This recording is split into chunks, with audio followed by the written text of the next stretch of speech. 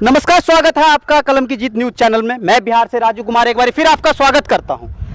जैसा कि आप ये एक देख रहे हैं, करोड़ों की लागत से बना हुआ भूत बंगला है ये।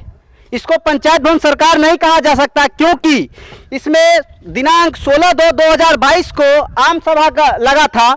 उसमें हर एक कर्मचारी से कहा गया था कि यहाँ पे आके अपना वह कार्यकाल करेंगे, लेकिन किसी प्रकार का कोई कार्य नहीं होता और कोई भी कर्मचारी यहाँ पर नहीं दिखाई देता। आइए कुछ जनता जनार्दन से जानते हैं कि किस प्रकार की असुविधा का सामना करना पड़ता है उनको।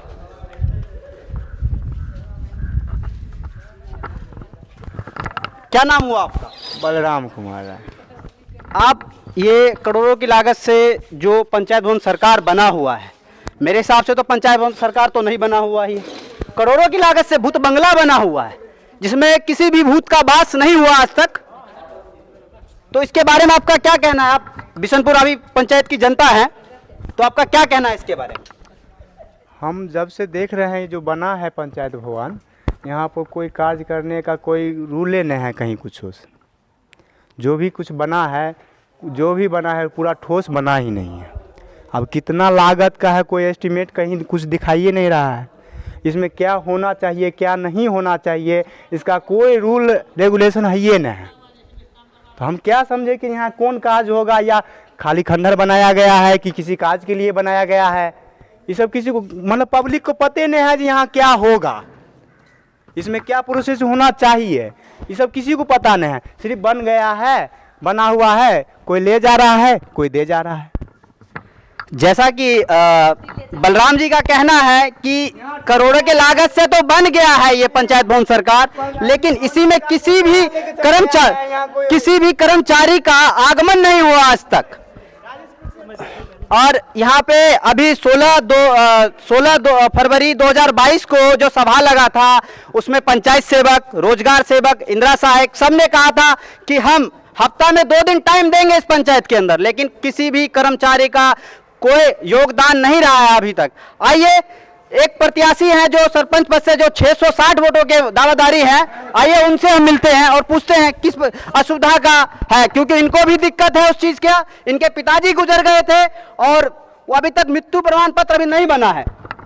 पंकज जी, क्या कहना आपका के बारे में? हमारे पिताजी का मृत्यु 5 अगस्त 2021 को हुआ और तब से हम लगातार बार फ़ोन कर रहे हैं पंचायत सचिव को। अभी भी हम गेट के बाहर आके खड़े हुए, जो बताए थे आम सभा के माध्यम से, जो हफ्ता में हम 2 दिन आएंगे, लेकिन यहाँ पे वो कभी नहीं आते, अनुपस्थित रहते हैं। अभी हम 5 बार फ़ोन किए हैं और 5 बार में 1 बार भी फ़ोन नहीं उठाए हैं। ये अगर आप लोगों को स्क्रीन पे देख लीजिए, 5 बार कॉल किए हैं, डिड नॉट कनेक्ट ऐसे करके आता है, फ़ोन नहीं उठाते हैं।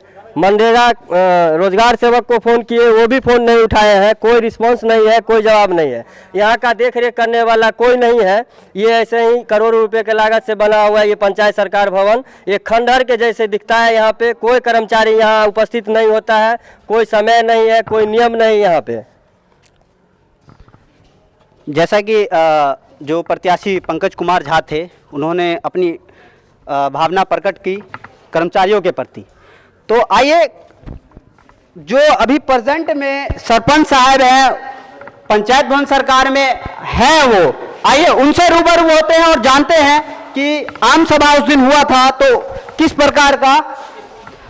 आइए, कैमरामैन से मैं कहूंगा थोड़ा ये रहे, ये हमारे बिशनपुर अभी पंचायत के सरपंच साहब हैं, जो एक लौते कर्मचारी ऐसे हैं, प्रतिनिधि जो पंचायत भवन सरकार में आके बैठे हुए हैं। आइए इनसे रूबरू होते हैं। सर, यहाँ पे 16/2/2022 को एक आम सभा लगा था और गला फाड़ फाड़ के हर एक कर्मचारी कह रहा था हम हफ्ता में 2 दिन टाइम देंगे, तो उसका क्या हुआ है?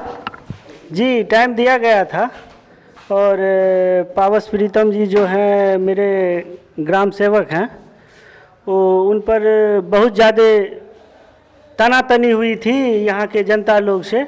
और हम लोग भी जितना प्रतिनिधि है आम सभा में पूरे उनसे शिकवा शिकायत था, तो उसने टाइम लिया था कि हम शुक्र और शनिवार को टाइम देंगे बिहार सरकार भवन बिशनपुर आभी में।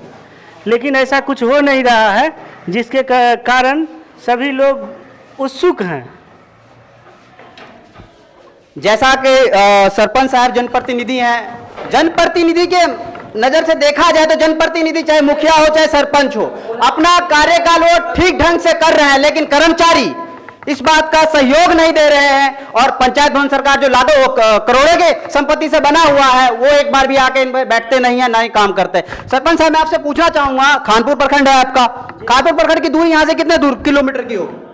10 से 12 किलोमीटर। सोचिए, एक वृद्ध इंसान जो होगा, जो विकलांग होगा, उससे 10 से 15 किलोमीटर की दूरी आप बता रहे हैं, उसको जाने में कितनी असुविधा का सामना करना पड़ता है? बहुत ज़्यादा। तो इसमें आप कर्मचारी को आप क्या कहना चाहेंगे अपनी तरफ से कर्मचारी को? जी, मैं इससे बहुत बड़ा मतलब ये करना चाह रहा हूँ कि यहाँ इतना क्या कि वृद्धा पेंशन के लिए मेरे यहाँ आया जाता है, ग्राम कचहरी में आया जाता है कि वृद्धा पेंशन के लिए क्या करे, कैसे करे, क्या करे, और इंदिरा आवास के बारे में हमसे पूछा जाता है। बहुत सारा चीज़ है जो यहीं पूछा जाता है, लेकिन कोई भी कर्मचारी को हर हमेशा कहा जाता है कि वीडियो मैडम बुला ली है। अरे पंचायत में आपका ड्यूटी है तो पंचायत में दीजिए ना। जियो हो बिहार के कर्मचारी सब का काम होता तो देख लो। मैं